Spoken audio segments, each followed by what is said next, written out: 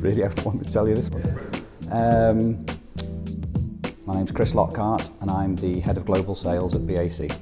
I mean, in essence, so I guess the key's in the title, it's the head of all new sales globally, seeing as a majority of our sales now are outside of the UK, over 80%. So we're covering a global market that not just involves, I guess, direct sales from any countries, but it also involves looking after the dealerships as well.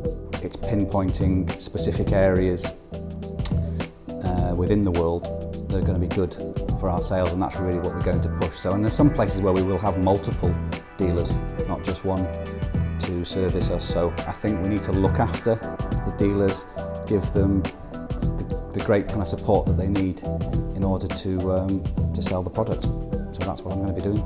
I've been with BAC right from the start of the journey, really early on, when it was sort of think tanks and it was just a concept. You know, don't forget, these people are all my friends who I've known from university. So this idea had been you know going around for a while. It was just a case of when it actually got started.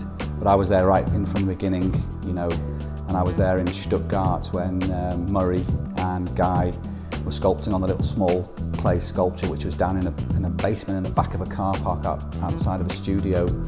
So, you know, early days, you know, little or no funding, just an extreme drive and passion to get this done. They've created something that's just absolutely incredible. I mean, to people out there who haven't actually seen it, you need to obviously see the car to appreciate. I mean, everyone knows it's fast. You see all the headline figures, you see everything in the magazines, you see on television that it beats everything, but it's not just about that. You know, the car, the build quality on the car is literally second to none. And we always, or not us, but everyone else sees it with the skin on top and it looks brilliant. But if you see it without the body panels on, it's a work of art. My favourite memory of driving the car? I mean, there's been many times that I've driven that car, and very fond memories, but I think probably one that's going to stand out, and specifically car related in driving that, would be when I was asked to drive at Le Mans in the drivers' parade. So we had a brand new car, all set up specifically to be able to drive, and it was a good year that year because Fernando, Alonso and Jenson were in the parade. Actually, I sat talking to them before we went out, and literally right at the last minute they asked if it was okay if I would lead the parade. So it was like, wow, it's a bit of awareness. And I don't know exactly how many, but there are thousands of people who line the streets to see that event. I mean, at one point there's loads of kids on one side by the railings, I remember, and I just, obviously because the car's so low, go past doing a sort of line of high fives all the way down. They were loving it, or chanting mono. I don't think they realised Button and Alonso were behind.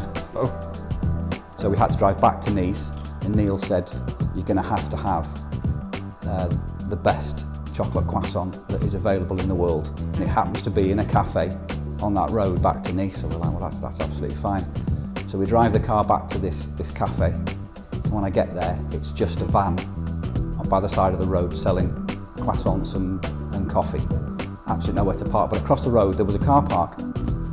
The car park was full. This is the middle of summer, by the way. The car park was full, and in the back of the car park was a police station. And outside the police station was one parking space with a big white line around it with police written at the front. So sort of every opportunity I thought, well, that'd be a great Instagram shot. We'll back mono into there, we'll take the shot and obviously go and get the food. So as I literally got out of the car, I just couldn't write this, as I got out of the car, the Sky cycle team turned up with a bit of following. So by this time they've pulled in loads of people into the car park. You know yourself, mono attracts attention wherever it goes, so there started to be a crowd of people around the car. Then the police turned up, obviously wanting their parking space outside the police station. And then this bit, I know it doesn't seem real, you just couldn't write this bit. A camera crew turns up, filming a documentary with the Dalai Lama. Turns up. So literally we've got Sky cycle team, we've got loads of people, the police, and the Dalai Lama with his photography crew. So literally the people parted as he got to the car. He's a man of few words.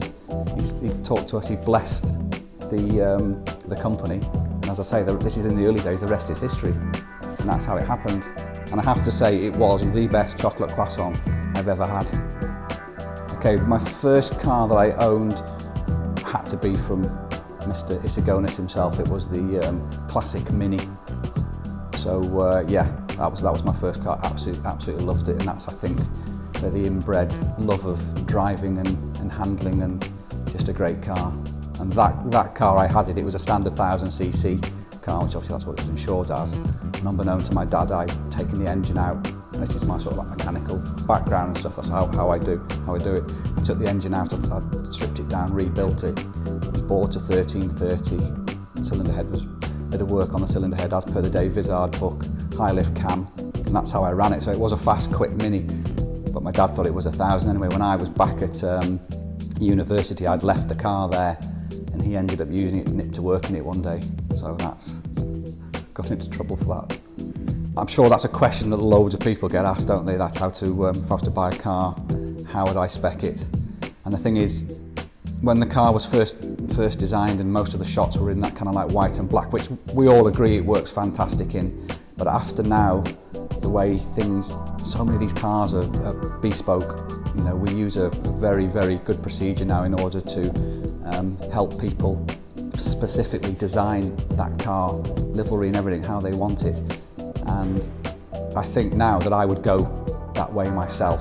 So if I was to go through the process that we use, I'd like to see a kind of like a military style car. I haven't seen one yet, you know, sort of, you know, we use a sort of cliche film, maybe Oblivion or Star Wars or something like that, but a kind of like a military style with some lovely sort of F-16 fighter plane typography down the panels, and maybe like a sort of like a khaki beige, a bit dirty looking, like it's been used, like it's just come out of a sortie.